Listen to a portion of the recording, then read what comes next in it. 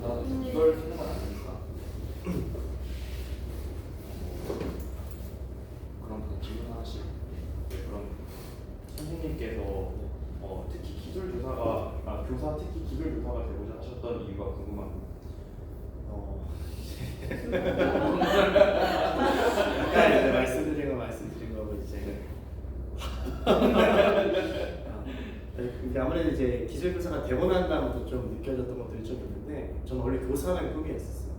이제 어렸을 때부터. 그래서 이제 학생들에게 어쨌든 의미 있는 것을 가르쳐주고 또 이제 저희가 또 선생이라고 표현하잖아요. 먼저 태어난 사람이고 사실 교과에 대한 그런 지식을 전달하는 사람이라기보다는 애들을 내가 먼저 태어난 사람으로서 끌어주고 싶은 모습이 되고 싶어서 저는 교사를 택했던 거였고 그 중에서도 기술 교사가 되고 싶었던 이유 중에 하나는 현장에 오면서 저는 더 많이 이제 느끼게 되는 것들인데 이제 저는 구성주의 기반의 수업을 저는 많이 진행을 해요. 그리고 대학교 때도 구성주의 관련된 내용들이 중요하다고 많이 배웠어요. 교과에서. 근데 막상 현장에 오니까 그러지 않거든요. 정말 대부분의 수업들이 전달식, 강의식 교육들이 많이 이루어져 있는데 저희 교과의 정말 매력이 뭐냐면은 그런 전달식 교육이 아니라 프로젝트 교육, 수업, 그다음에 학생들이 수업의 주인이 되는. 제 수업은 항상 애들이 살아있거든요. 애들이 엎드려 있지 않아요. 근데 그게 가능한 이유는 제가 뭐 잘 가르치고 뭐 그런 게 아니라 교과의 특성이 아무래도 있는 것 같아요. 저희 교과 아무래도 문제 해결력을 좀 중요시하고 프로젝트 수업이라든지 뭐 실제로 해보고 실행 연구 이런 것들 많이 하다 보니까 그래서 그런 매력이 좀 있는 것 같고 저는 사실은 꼭 내가 엄청 기술 교사가 돼야겠다 이런 생각을 안 했지만 오히려 이제 발령을 받고 수업을 하면서 내가 기술 교사한테 잘했다 그리고 정말 어렸을 때 이런 것들을 더 알았더라면은 나는 더 기술 교사를 하고 싶지 않았을까 이런 생각들을 좀 하게 됐던 것 같습니다.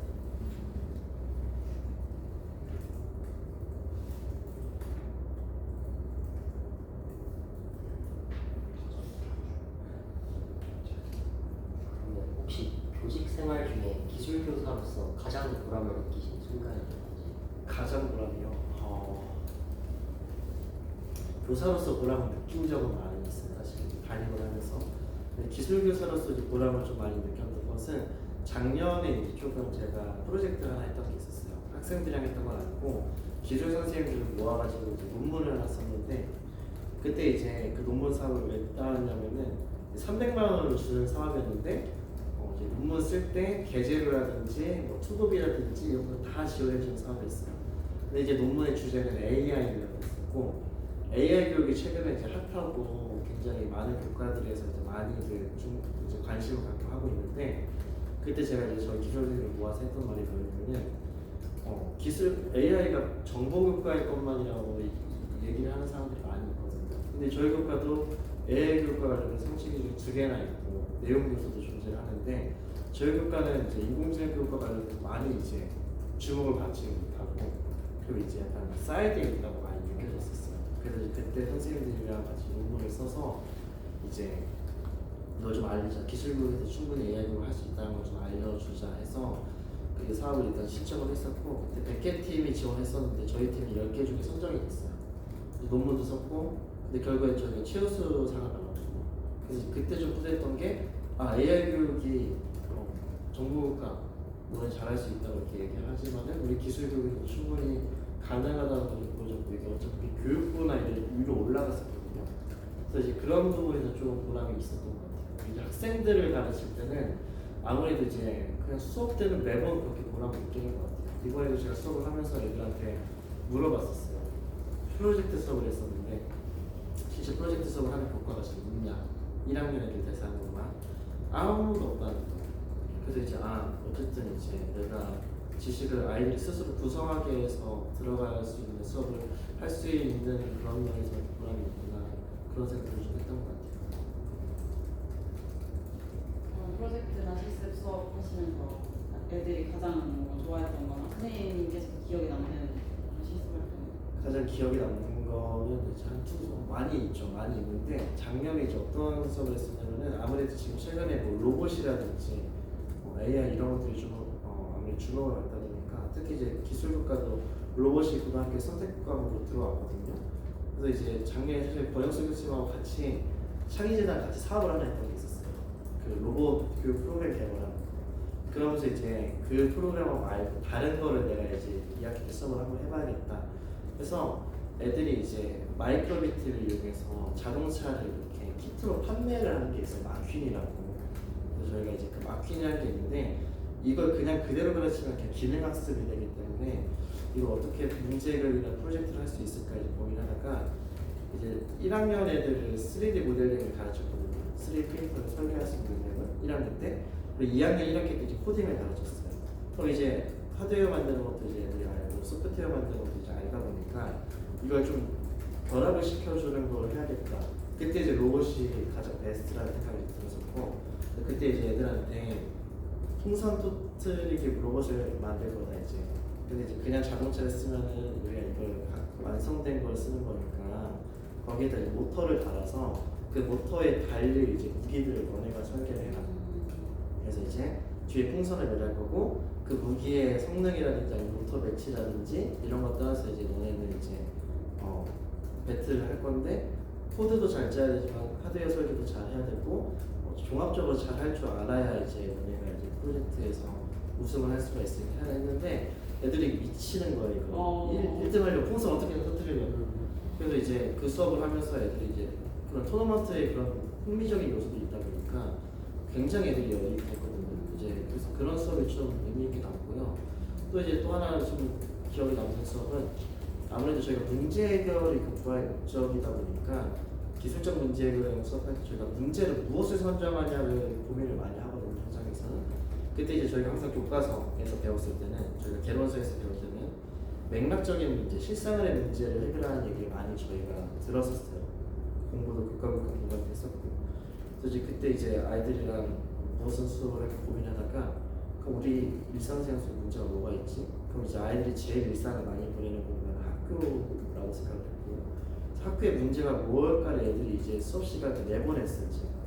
2시간을 오늘 여기 앉아있지 말고 나가서 학교에 무슨 문제들이 있는지 너네가 직접 사진도 촬영하고 조사를 해봐. 그 다음에 애들이 뭐 진짜 사진을 찍어서 주로 안전 문제나 불편한 문제 같은 거 찾아봐요. 그리고 여기에 원래 뭐 하단이 이렇게 있어야 되는데 무너져 있다. 뭐 이런 것들을 그래서 진짜 실생활 문제를 찾아오고 그럼 이걸 너네가 해결책들까지 생각을 해가지고 PPT로 만들자. 그 다음에 이제 아이들 앞에서 발표하고 교장 선생님한테까지 가서 발표를 시켰어요. 그리고 교장 선생님이 이제 학교에 진짜 이런 문제들이 있구나. 그리고 애들이 해결책들을 내거든요. 그리고 그 해결책, 애들이 낸 해결책들을 바탕으로 해서 교장 선생님이 실제로 예산을 들여가지고 이제 해결을 해주셨거든요. 그래서 그런 걸 보면서 애들이 진짜 뭐 저희가 뭐 조건을 걸어서 설계하는 문제가 아니라 진짜의 실생활의 문제를 해결하는 수업을 했구나라는 생각에서 그것도 되게 의미가 있었던 것 같아요.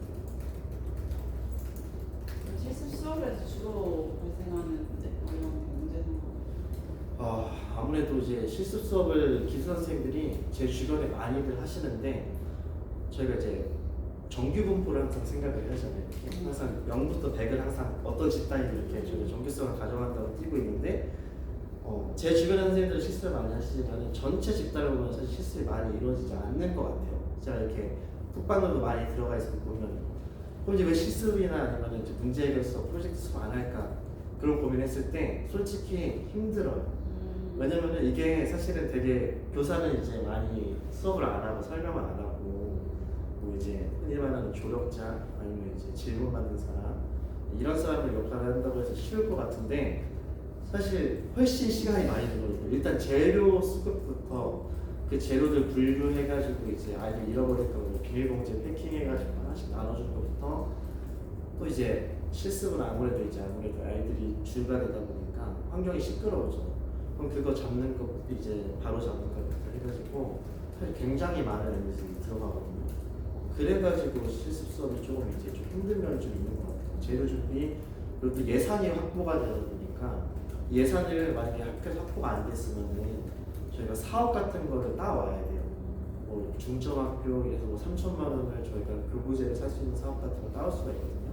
근데 그 사업을 따오면 이제 보고서도 써야 되고 뭐 예산 집행도 해야 되다 보니까 번거로움이 있죠. 근데 이제 만약에 예산이 안 됐으면 그런 것들부터 예산부터 다 깔아야 되다 보니까 아무래도 좀 많이 어려움이 좀 실습 수업 오히려.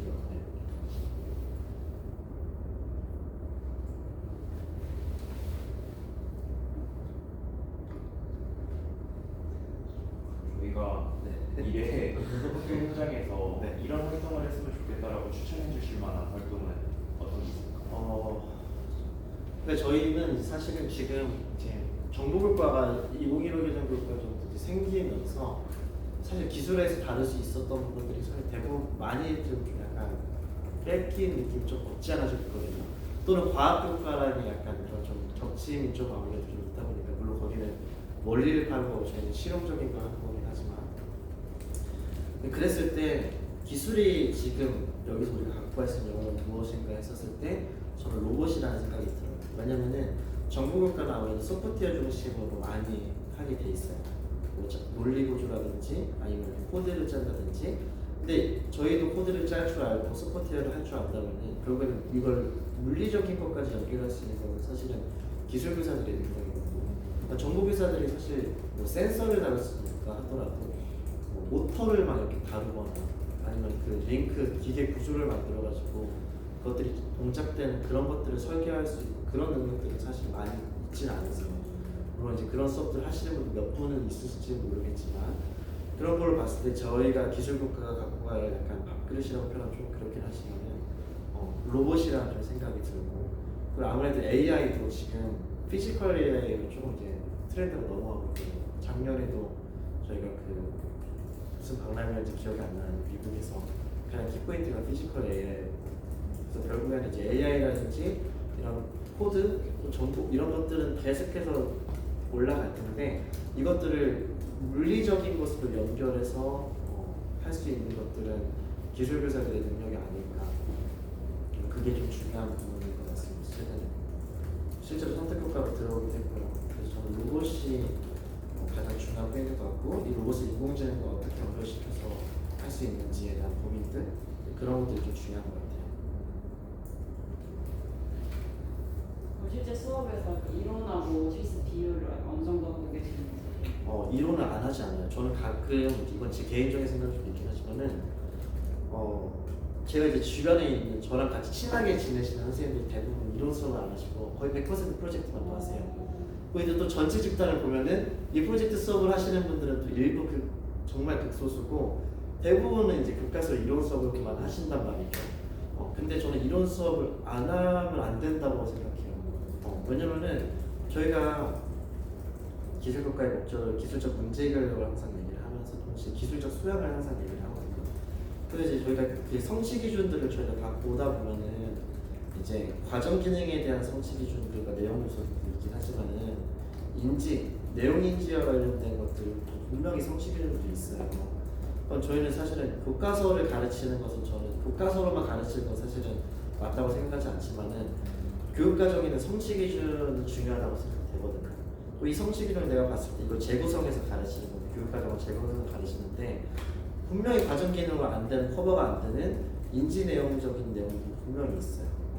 이제 이것들을 수업을 해서 저는 어떻게 보통 수업을 하냐면은 제가 3월에 계약을 하면은 한 달 정도 이런 수업만 해요. 저희가 이제 저는 블록타임으로 수업을 하니까 이제 한 8번 정도 좀 8번 정도 8번 정도 이런 수업을 하는 이유는 그러면서 예산을 따오고 그 예산 편성을 하고 그 재료들을 주문을 해요. 그래서 이제 전체 수업은 방학 때 설계를 해요. 그래서 이제 내가 올해 1년 동안 수업을 어떻게 할까 고민해서 이것들 평가를 수행 평가를 하고 해 나갈 건데 그럼 만약에 2개의 프로젝트를 한다면은 이 프로젝트를 진행하는 동안 예산도 들어와야 되고 그 다음에 이제 재료가 수급될 시간이 걸리니까 저는 보통 이제 한 달 정도를 일단은 저는 기술학개론이라고 표현하거든요. 저한테는. 그래서 이제 기술이 뭔지 처음 배우니까 이제 그리고 이 기술의 뭐 영역, 제공성 동생, 그다음에 문제 해결 관련된 것들, 발명 관련된 것들 뭐 그런 부분들을 쭉 가르치고 난 다음에 그 다음에 이제 프로젝트를 들어가죠. 근데 다만 프로젝트 들어갈 때도 절대 그 프로젝트를 바로 들어가지 않고 프로젝트에 필요한 이론들을 무조건 첫 시간 때 가르쳐요. 그래서 저는 무조건 첫 시간 때 OT를 하고 기술 관련된 OT를 하고 각 프로젝트를 들어갈 때 프로젝트마다 OT를 한 번씩 더 하거든요. 프로젝트에 대한 OT를 그러면서 그때 필요한 교과 내용 요소들 지식들을 가르쳐요. 예를 들면 지금 저기 뒤에 보시는 게 이제 카프라라고 하는 나무 조각을 만들어서 아이들이 이제 전기톱으로 실제 자르고 드릴로 구멍을 뚫고 해가지고 이제 목공 작업을 하는 거예요. 그럼 저희가 이 관련된 이 성취 기준이나 내용에서 보면은 재료의 특성이라든지 또 이제 공구 사용법 관련된 것들이 이제 있어요. 그거를 OT 시간 때 프로젝트 안내를 하면서 다시 가르치는 거예요.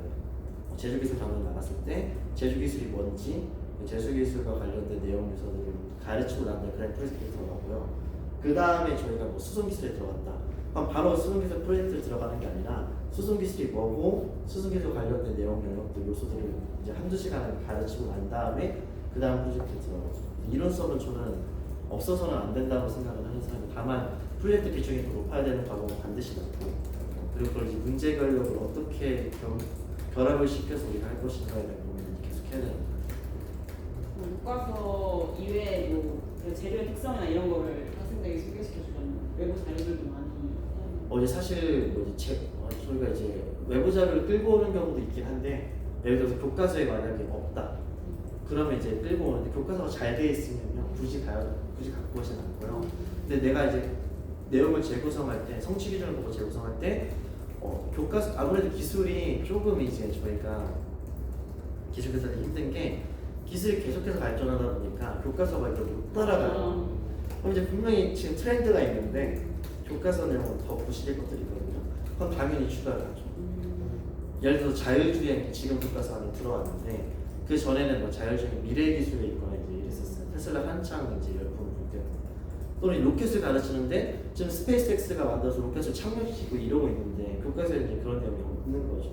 그럴 때 이제 끌어와야죠. 이제 되고 있는지.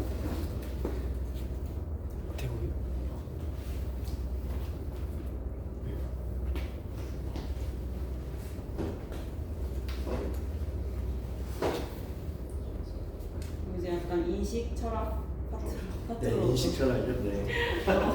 넘어가도록 하겠습니다. 네.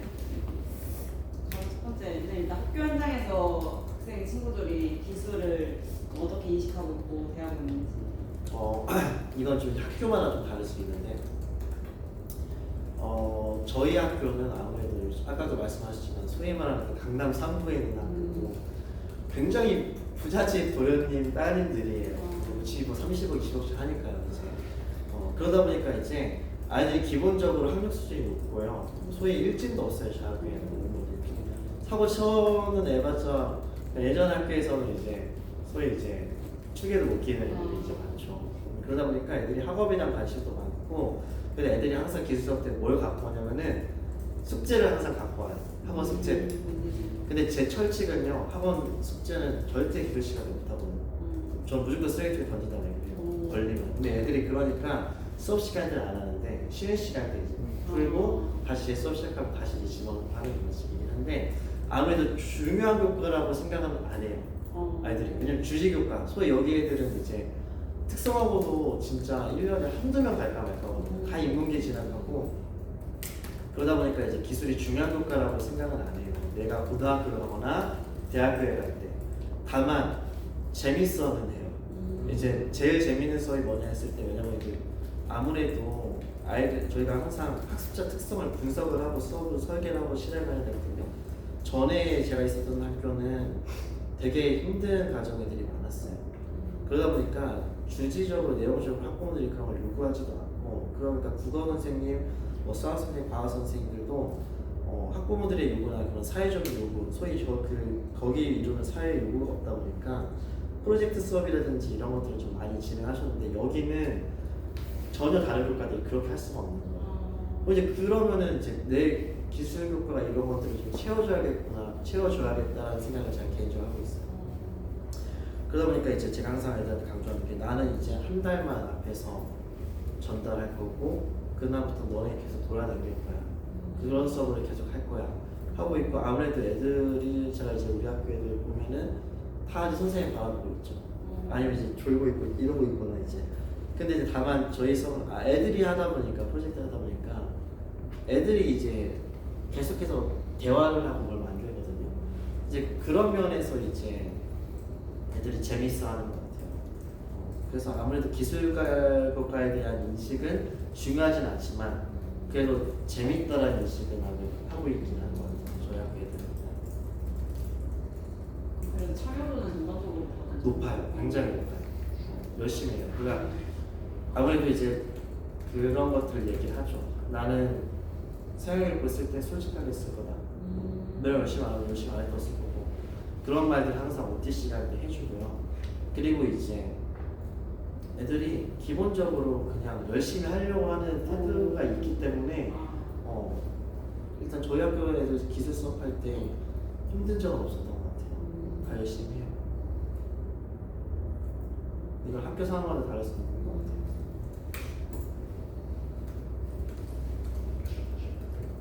선생님께서 기술 교육이 현재보다 발전하기 위해서 앞으로 어떤 방향으로 나아가야 한다고 생각합니까? 기술이 심오한 문제인데, 저는 사실 이제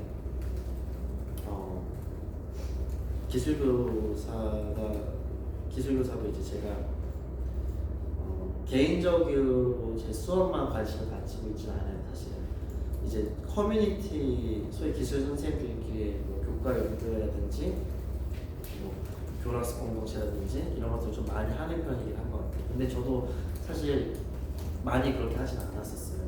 저 전학교 때까지는 솔로 플레이를 하다가 제가 이제 8강을 가서 논문을 쓰는데 논문을 쓸 때 혼자 쓸 수 있는 게 아니라 이제 전문가 검토라는 걸 받아야 되거든요.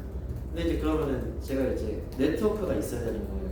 그래서 이제 원래는 솔로 플레이 하다가 그러다가 이제 제가 교과학부에 들어갔어요. 사실 논문을 쓰려고 이제 들어간 거죠. 제 전문가 검토를 해줄 분들 찾기.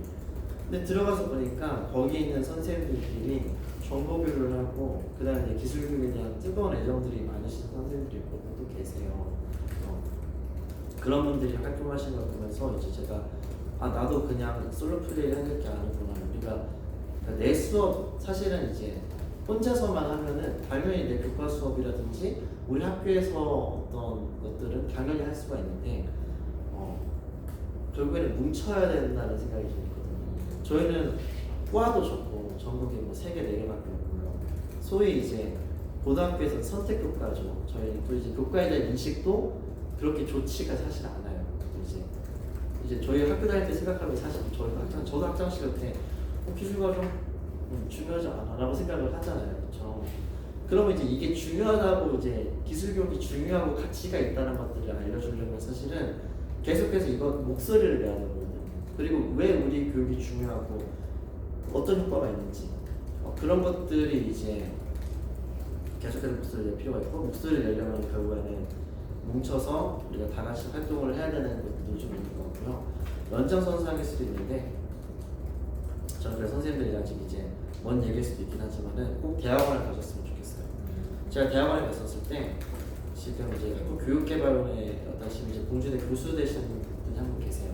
근데 그때 저한테 이제 논문을 쓸 때 저한테 그런 말씀하셨어요. 교육 정책을 보면은 논문 주제가 나온다. 소위 핫 트렌드라고 할 수 있는 주제들이 나온다는 얘기가 있어요. 예를 들면 AI 교육과 관련된 것도 요새 막 이러다 보니까 교육 정책들 문서들이 그쪽으로 많이 들어가고 있거든요. 그걸 잘 분석하다 보면은 너 핫한 주제를 골라낼 수 있어.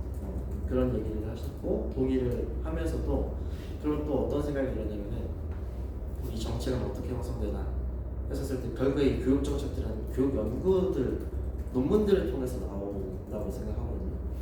근데 이제 사실 기술 교육을 하시는 분들도 좋긴 하지만 기술 교육을 연구하시는 분들도 적어요. 이제. 그럼 이제 결국에는 이제 저희가 학교 현장에서 아무리 기술 교육이 가치가 있어라고 말을 하는 거는 한계가 있거든요. 이게 학술적으로 계속해서 쌓아줘야 기술 교육이 이런 데서도 뭐 비판적 사고력이 형성이 되네, 창의적 사고력이 형성이 되네, 뭐 이런 교육 무용들도 있네. 나는 문헌들이 계속해서 쌓여야 이제 기술 교육과 관련된 정책도 나올 수 있다고 생각을 해요. 그래서 저는 연구도 기술 교육과 관련된 연구도 계속해서 현장에 있는 교사들이 제가 뭐 교수할 것도 아니긴 하지만은 저한테 논문을 왜 계속 쓰냐고 물어보면 저 이렇게 답을 하거든요. 그래서 같이 함께 목소리를 내고 뭉치는 교과 연구의 활동과 더불어서 계속해서 기술과 관련된 의미 있는 연구들이 좀 쌓여야 되지 않을까 그런 생각을 좀 하는 것 같아요.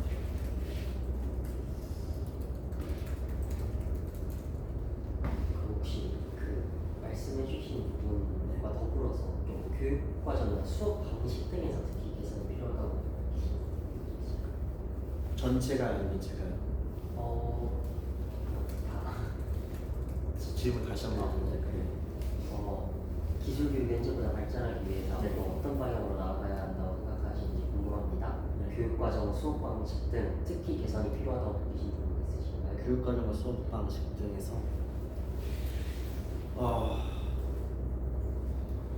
교육과정은 너무 이제 좀 이제 약간 조심스러워서 제가 이렇게 답변은 사실 잘 드리기 조금 좀 약간 애매한 좀 입장이 있고, 다만 그건 있어요. 가정하고 분리돼야 된다.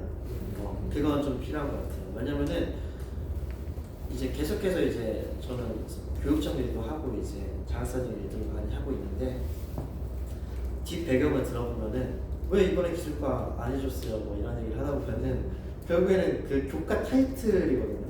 기술과정이라고 하는 그 타이틀이 결국에는 발목을 잡는 게 너무 많아요. 저희가 기술이라고 만약에 단독 교과로 되어 있었으면은 들어갈 사업들이라든지 아니면은 더 이제 파일을 많이 차지할 수 있는 부분들이 가정과 같이 연계된 부분 때문에 잘리는 경우가 되게 많거든요. 그래서 가정하고 분리는 되는 쪽으로 교육과정이 돼야 된다. 물론 어렵긴 하고 또 이제 권 교수님 많이 신경 써주시긴 하시겠지만은 그런 부분이 좀 필요한 것 같고요. 수업 관련돼서는 역시 마찬가지 연장선상일 수 있는데, 저는 다행히 가정 수업 한 번 딱 1년 해봤지만은 아직도 많이 학교 현장에서는 가정 수업을 병행하시는 분들이 많으세요. 아무래도 자기 전문 교과가 아니다 보니까 사실 기술만 가르치면 계속해서 기술의 트렌드에 대해서 따라갈 수가 있는데, 가정을 신경 쓰다 보면 이제 아무래도 놓치는 경우가 좀 많이 있을 거거든요.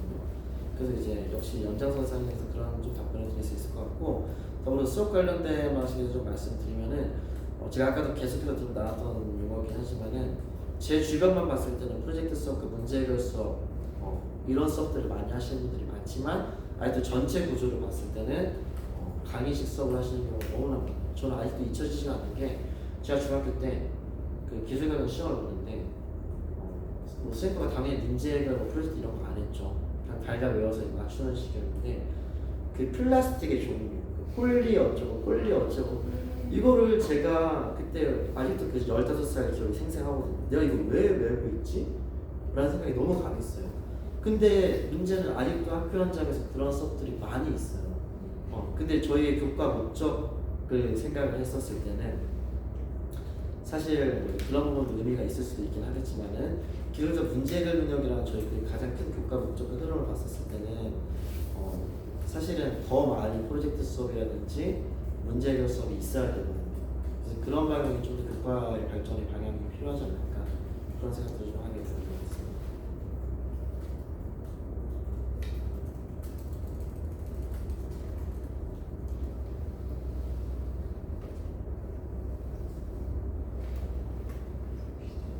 선생님께서 생각하시는 기술 교육의 힘이 어떤 건지 궁금 일단 하고요. 네. 그리고 좀 기술 교과가 실습이나 프로젝트 수업 많이 할 것 같은데, 실제로 학생들의 뭐 약간 사고 능력이나 문제 해결 능력, 또 이렇게 지도 인식, 중학교 같은 경우도 특히 그럴 것 같은데, 네. 그런 걸 실제로 변화가 있다고 생각합니다. 네, 있다고 느껴져요. 근데 질문이 좀 여러 개여서 첫 번째 질문 뭐였었죠? 첫 번째는 선생님이 생각하시는 기술 교육의 힘인가요? 결국엔 저도 똑같이 문제 해결력이라고 생각을 하거든요. 이게 저희가 기술적 문제 해결 능력이라고 해서 이제 문제 해결 능력을 좀 더 좁은 범위를 해가지고 이제 교과의 목적을 하나 만들어놨는데, 아이들이 정말로 학교 현장에서는 진짜 제가 대학생 때는 항상 구성주의 수업 해야 된다 뭐 이런 것들이 교육학 시간 때도 많이 있었어요. 근데 진짜 학교 현장에 딱 들어오면은 저희 교과는 그런 수업들이 좀 많이 있어요. 또는 미술이라든지 근데 진짜 대부분 그냥 다 전달이에요. 제가 실제로 선생님 오시기 전에 선생님 오시는 것도 모르고 저희 애들한테 첫 번째 프로젝트 끝나면서 설문을 받았어요. 그룹 폼으로. 이제 제 프로젝트 수업을 하는 수업이 있냐 했었을 때 단 한 개도 존재하지 않았거든요. 그게 제가 봤을 때는 기술교과의 힘이지 않을까. 애들에게 실제 기술적 문제를 해결할 수 있는 능력을 키워줄 수 있는데, 그거를 진짜 수업의 방식을 바꿔서 할 수 있는 거, 그게 아무래도 기술교과의 힘인 것 같고, 아이들의 그런 생각의 힘을 계속해서 길러줄 수 있는 거, 그러니까 당연히 앉아서 그냥 수업만 들으면 내용 전달만 들어오고 지식만 들어오겠지만은 아이들이 어떤 문제 상황을 던져주고서 이걸 어떻게 해볼 건데 아이들이 창의적으로 스스로 생각을 하고 토의하고 협력적 소통을 하고 뭐 그다음에 뭐 비판적인 사고를 하고 이런 것들을 수업에서 할 수가 있다는 게 저희는 기술교육의 저는 힘이라고 생각을 좀 하고요. 두 번째 질문이 뭐였죠? 그래서 학생들이 실제로 그 기술 수업을 통해서 네. 진로 인식이나 아니면 그 문제 해결 능력이 변화가 되는지. 네. 이제 이거를 저희가 양적으로 제가 느끼는 게 있고 질적으로 느끼는 게 있는데 저는 아무래도 좀 연구를 계속해서 좀 하다 보니까 계속해서 저희가 그 테스트를 돌려요. 처음에 이제 저희가 이제 연구를 할 때 보통 이제 제일 많이 하는 교육 연구가 어떤 프로그램을 교육 수업을 만든 다음에 얘가 문제 해결력을 키우는 수업을 우리가 만들었다고 치면은 문제 해결력을 검사를 돌려서요. 뭐 이제 예를 들면 5점, 1점부터 5점부터 찍는 게 있어요. 이렇게 나는 뭐뭐 할 수 있다, 뭐뭐 할 수 있다. 이런 식으로 하고 수업을 하고 난 다음에 애들한테 사후 검사를 다시 돌리거든요. 그 다음에 이게 T테스트라고 해가지고 우리가 이제 얼마나 올라가는지를 이제 통계를 내는 연구들이 좀 많이 있어요. 근데 제가 이제 항상 수업을 할 때마다 항상 그 양쪽으로 오르더라고요. 아이들의 그 문제 해결력이라든지 또는 협력적 소통 역량이라고 한다는 건지 뭐 창의적 사고 역량이라든지 저는 이제 여기 학교 와서 매번 그걸 제가 논문을 안 쓴다고 하더라도 매번 돌리거든요. 양쪽으로 올라가는 걸 보고 그리고 이제 제가 항상 프로젝트 끝날 때마다 자기 평가를 설문을 구글 폼을 봤는데 이제 전부 다 이제 그 주관식으로 받아요. 이번 수업에서 어떤 거를 느꼈고 난 어떤 게 어려웠고 내가 이번 통해서 배웠던 점이나 느꼈던 점 이런 것들을 항상 봤는데 아이들의 거기서 나오는 서술들이 이건 질적인 면들이겠죠. 확실히 이제 내가 이런 수업을 하면서 힘들었다. 뭐 이런 것들 또는 근데 이런 건 의미 있었다. 이런 의견들이 많이 나오더라고요. 그래서 제가 봤을 때는 확실하게 그런 좀 효과가 좀 있지 않나라는 생각이 좀 드는 것 같고 진로 관련돼서는 제가 그래서 이제 그런 생각도 좀 해요. 그럼 우리가 결국엔 중학교에서 기술적 문제 능력이라는 걸 키워주는 거는 오케이 알겠는데 그러면 이게 우리가 나는 어떤 포지션을 가져가지 할 때 좀 진로까지 끌어주는 게 중학교 선생님한테 되게 중요하다고 생각하거든요.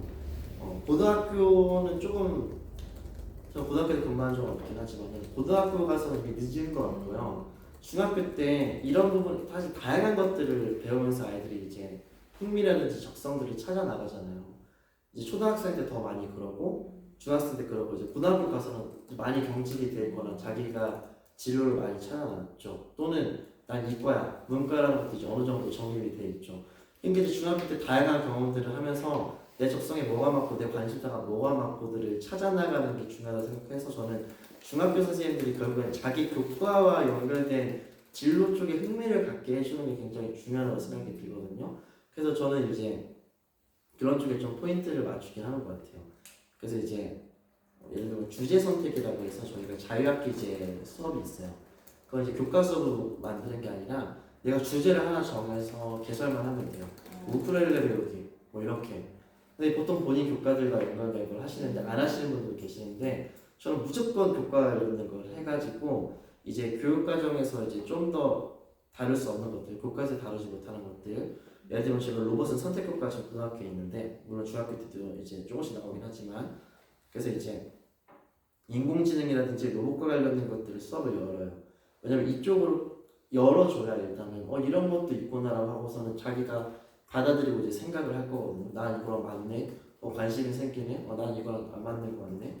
근데 이제 관심을 생겨가지고 이제 어느 쪽 그쪽으로 좀 포인트를 열어줄 수 있다면은 어쨌든 뭐 제 의도는 이제 충족이 된 거니까 계속 애들한테 그런 걸 이제 물어보죠. 그래서 너 어느 과 갈 거야? 뭐 이제 이런 식으로 설문도 받고요. 끝나고도 관심이 좀 생겼어? 이렇게 이런 식으로 물어보고 이제. 그리고 이제 수의 이제 이과 쪽 애들한테 그런 질문을 많이 던져요. 그 의대 갈 거야? 이런 질문을 던져요. 그래서 저 의대 안 간다라고 말하는 애들이 이제 있고 그럼 계속해서 이제 약간 주입을 하죠 이제. 이걸 이런 거 있는데 뭐 서울 가고 해서 이런 거 있는데 가봐 이거 이렇게.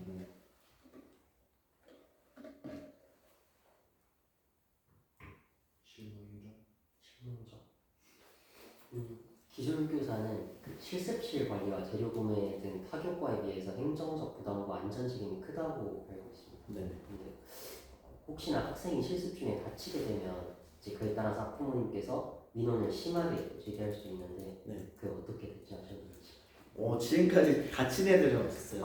다행히 다친 애들은 없었고, 물론 이제 조금씩 다친 애들이 있긴 하지만 크게 다친 애들은 없었죠. 그래서 이제 항상 중요한 게 저희가 안전수칙 같은 것들을 항상 무조건 선생님들 이거는 나중에 꼭 알고 계시면 좋은 게 저희가 이제 안전교육을 했냐 안 했냐로 책임 면피가 생기거든요. 그래서 꼭 이제 수업 때 얘기를 하신과 동시에 꼭 걸어놓으세요. 나중에 만약에 실이 없으면 저 프린트해서라도 걸어놓으시면 이제 항상 나는 아이들한테 이런 거 했다. 그리고 이제 여기 보시면 글루건을 이렇게 제가 놨는데 글루건을 항상 제가 목장갑을 넣어요. 왜냐면 글루건 할 때 애들이 많이 베어요. 끝에가 이제 저희가 뜨거우니까. 근데 이제 아이들이 실제 목장갑을 저렇게 안 끼려고 해요. 귀찮게. 그치만 이제 저는 항상 준비를 해놓죠. 그거 무조건 껴라. 그래서 결국에 안전교육을 항상 무조건 해야 되는 건 중요한 것 같고, 저는 다행히 크게 애들이 다친 적 없었던 것 같아요. 이런 것들이 있어서 그런 건지는 몰라도 그리고 이제 잘 찾아보면은 제가 아까도 말씀드렸지만은 뭐 예를 들어서 아무래도 다치면 안 되니까 위험한 실습들을 못 하죠. 예를 들면 전기톱 같은 거 어떻게 자르려고 하겠어요 이제 애들이. 또 요새는 뭐 인도도 안 하잖아요. 이제 다 납땜도 안 하니까 이제 브레드보드라고 해서 그냥 꽂는 형태로 이제 많이 쓰기도 하는데, 근데 잘 찾아보면은 이제 그렇게 안전하게 할 수 있는 것들이 있거든요. 그러니까 예를 들어 납땜을 안 하면은 내가 회로를 못 만들겠구나. 근데 브레드보드라고 해서 이제 우리가 꽂을 수 있는 것들도 나와 있고, 전기톱 제가 아까 전에 말씀드렸지만은 톱이 이렇게 왔다 갔다 굉장히 고속으로 왔다 갔다 하는데 손을 갖다 대도 안 잘리는 톱도 있어요.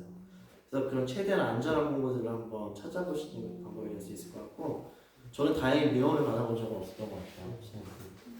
근데 안전교육은 정말 중요한 것 같긴 하고, 절대 실습 중에 이제 교사 한눈을 팔면 안 되고 이제 그런 것들은 좀 중요하죠.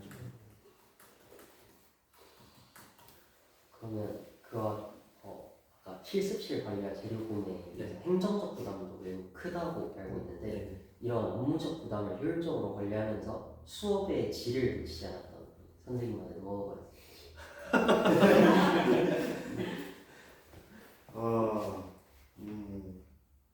나만의 노하우가 있지는 않은 것 같아요. 노하우가 있지는 않은 것 같고, 이게 그러니까 이제 저는 사실은 약간 솔직하게 말씀드리면 저는 약간 워커홀릭적인 기질이 있어요. 저는 원래 저는 가만히 있지를 잘 못해요. 그리고 이게 원래는 저도 이제 처음에 교사가 됐을 때는 저도 이렇게 관심사들이 많이 있었는데, 이게 결혼하면서부터 그 애들을 자녀를 낳았을 때부터 할 수 있는 게 없으니까 이게 약간 일이나 수업 준비가 제 취미가 돼버렸거든요. 이제 원래는 저도 취미가 따로 있었어요. 운동을 맨날 가거나 이제. 근데 이제 나중에 이제 좀 공감을 하실 수도 있어요.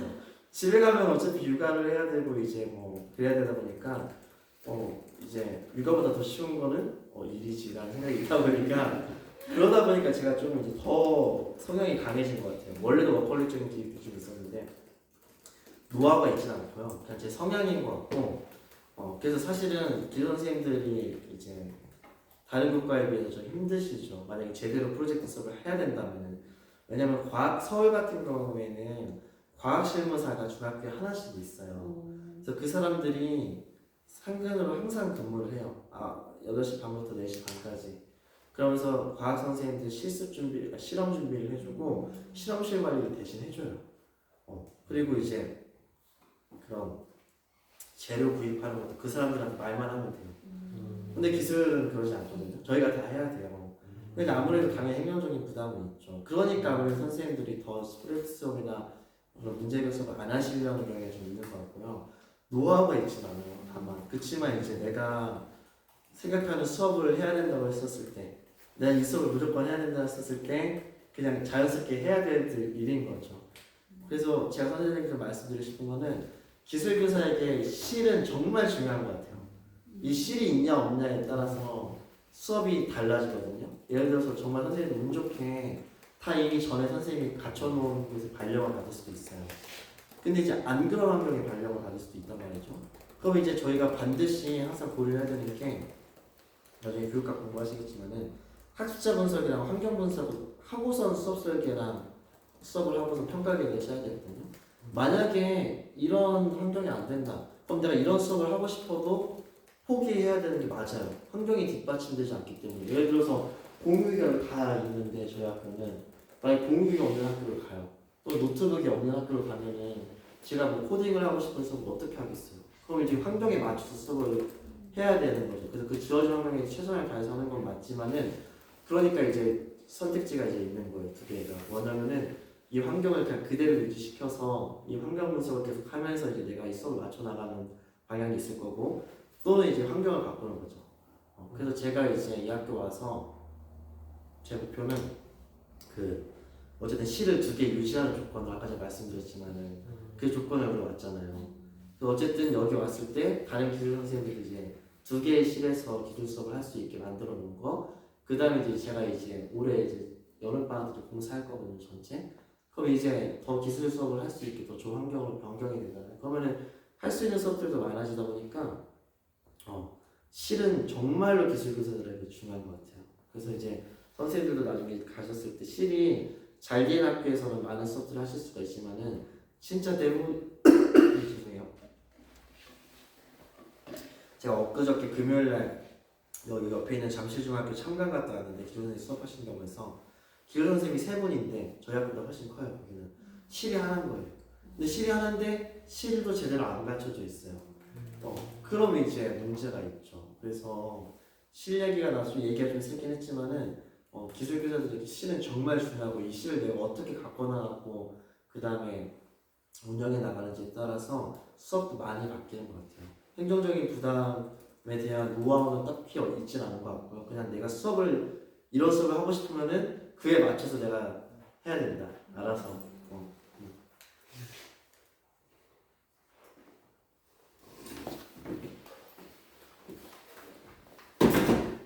학교 내에서 진행하시는 기술 동아리나 관련 활동이 있나요? 저희가 기술 동아리가 이제 2개가 있는데 옆에 선생님 기술 교육이 되게 저희가 그렇다는 게 아니고 옆에 선생님 기술 교육이 되게 관심이 많으세요. 교과서부터 쓰시고 하셔가지고 워낙 좀 유명한 선생님을 저희 이걸 모셔갖고 해가지고 그분이 이제 동아리를 하나 만드시는 게 있는데 그 동아리를 올해 이제 면접을 봤어요. 원래까지는 저희가 그냥 이제 각 반에서 가위바위보를 짜가지고 동아리를 구성했는데 옆에 선생님께서 이제 면접을 봐가지고 저희가 AI 융합 요새 AI를 안 붙이면은 돈을 따올 수가 없기 때문에 뭐 AI 로봇 융합 메이커 뭐 이렇게 뭐 다 붙였어요. 그렇게 해가지고 이제 별도 선발해서 관리하는 이제 동아리가 있고 그 친구들은 저희가 뭐 융합 축전 같은 거를 데리고 나가요. 작년에도 저희가 서울시교육청에서 했던 이제 뭐 메이커 축제가 있었는데 거기 이제 데리고 나갔었거든요. 그 기억도. 그리고 이제 저는 이제 별도 선발하지는 않았고 이제 마인크래프트 동아리를 만들었는데 게임하는 동아리가 아니라 그 마인크래프트 거기 이제 메이크 코드라고 해서 코드를 짤 수 있는 요소가 들어간 게 있거든요. 마인크래프트 에듀케이션이라고 해서 저는 이제 그 동아리를 지금 운영하고 있고 걔네들 데리고 이제 2학기 때 대회 나가는 게 목표예요. 이제.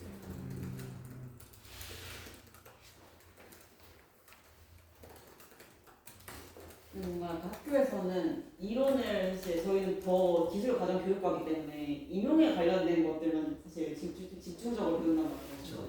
실습을 딱히 배울 일이 없어서 현장 나갔을 때 네. 좀 그런 부분이 좀 많이 부족할 것 같은데 네. 어떻게 좀 영향을 기르셨어요?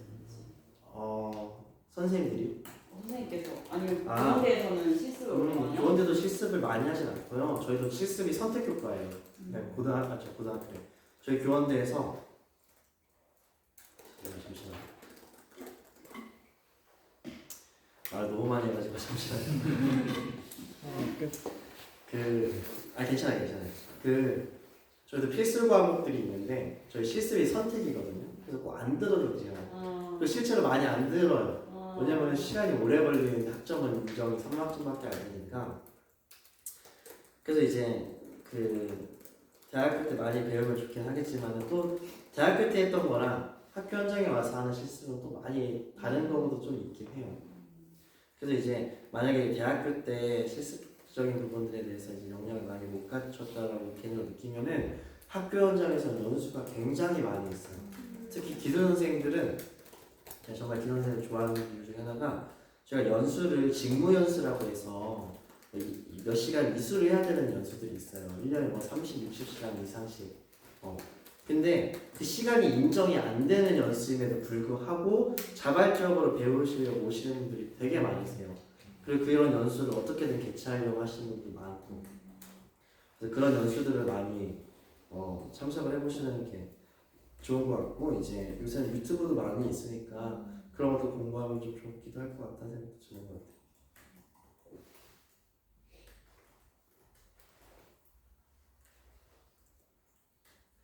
마지막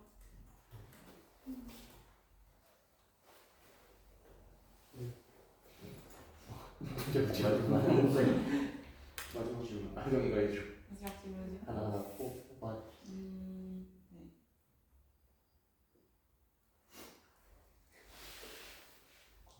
일단 하나만 더 질문. 네, 그러면 하나만. 대학원에 가셨는데 약간 어떤 목적을 가지고 가셨나요? 저는 사실 대학교 딱 입학했었을 때 대학 1학년 때 이제 기술교문 수업을 딱 듣는데 나이 많은 아저씨가 앉아 있는 거예요. 이렇게. 그래서 저 사람 뭐야 이제 이랬는데 알아봤더니 학교 선생님이래요. 학교 선생님 여기 있어? 했더니 파견이라는 제도가 있는 거예요. 그래서 그때 이제 대학교 1학년 때 알았어요. 그러고서는 와 대박이다. 아니 학교 출근 안 하고 월급도 준대요. 심지어. 그럼 이제 여기서 수업 듣는데 월급을 받아? 그래서 진짜 이제 소위 이제 속된 말로 베풀과네 이제. 무조건 가야지. 그래서 전 대학교 1학년 때부터 그 파견이 꿈이었었어요. 내가 무조건 교사가 되면은 어떻게든 그 파견 시험 붙어서 무조건 온다. 다시 돌아온다. 그래서 저는 사실 이제 발령 받고서는 17년도에 서울로 다시 재임을 받아서 발령 받고서부터는 제 목적은 오직 그거였어요. 파견 가는 거. 그래서 이제 거기에 맞춰서 일들을 진행했어요. 거기서 보는 점수들 이런 것들 해서 제가 이제 뭐 장학사 일들 도와주고 이제 그런 것들 하고 사실은 대학원을 가려고 했던 목적은 파견을 가려고 했지 전 대학원을 가려고 했던 목적이 아니었어요. 그래서 이제 가서 이제 1년은 이제 좀 널널하게 진행을 했고 근데 다만 가서 이제 저희 다행히 좋은 교수 지도 교수를 만나가지고 저희 기도 교수님이 다른 것들을 안 시키시고 이제 연구 관련된 것들만 많이 이제 집중을 해서 논문을 항상 읽고 뭐 그걸 이제 유학교 발표하는 걸 항상 강조하셨거든요. 근데 이게 하다 보니까 결이 좀 맞았어요. 저한테 적성이. 저 원래 문과였고 그리고 이제 원래 글 쓰는 것도 좀 좋아했었고 했어가지고 하다 보니까 이제 연구라는 것에 관심이 좀 많이 생겼고 또 이제 교수님이 적성에도 좀 잘 맞는 것 같다라고 이제 칭찬도 많이 해주셨거든요. 그 당시에. 그러면서 제가 좀 관심을 가져가지고 사실 저는 원래는 연구를 목적으로 대학원을 가지 않았는데 소위 이제 좀 꿀 빨려고 갔다가 근데 적성에 맞네 해가지고 관심이 생긴 케이스였던 것 같아요. 그래서 이제 논문들을 좀 여러 편 썼어요. 한 편 쓰고 원래 졸업해야 되는데 세 편 쓰고 이제 졸업을 했었어요. 이제 하면서 적성에 맞고 이제 그랬어가지고. 진짜 마지막 질문 하겠습니다. 기술교사로서 좀 전문성을 향상시키기 위해 어떤 방식으로 역량을 개발하고 계신지 궁금합니다. 일단은 첫 번째로는 가장 중요한 건 자기 수업이죠. 그래서 이제 자기 수업을 준비를 잘해야 되는 게 가장 기본인 것 같아요. 뭐 연구고 논문 쓰는 거고 뭐 사업이고 다 떠나서 일단 내가 맡은 애들에게 일단은 제가 준비가 안 되면 좋은 수업을 할 수가 없으니까 어쨌든 그 맡은 아이에 대한 수업에 대한 준비가 가장 철저한 것 같고요.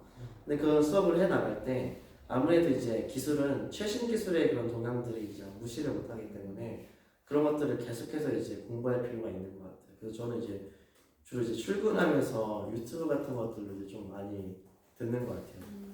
출근하면서 그런 유튜브 같은 걸 개인적으로 좀 공부를 하는 편이고 지식적인 면은 그렇게 쌓아나가고 있고요. 그래서 이제 좀 기술 선생님들이 힘든 점은 계속해서 공부를 해야 되거든요. 그러니까 이제 교과서에 있는 것만 가르치면은 공부를 안 해도 되긴 하지만은 그런 추세적인 흐름들을 따라가려면 계속해서 자기가 공부를 해야 되는 것 같아요. 그래서 그런 약간 최신의 기술 트렌드를 따라가는 공부가 좀 필요한 것 같고요. 그다음에 아무래도 이제 실습도 트렌드가 있어요.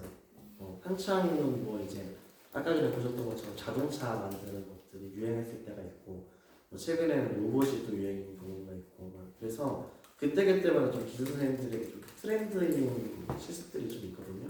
근데 그런 건 이제 연수를 가야만 이제 배울 수가 있어요.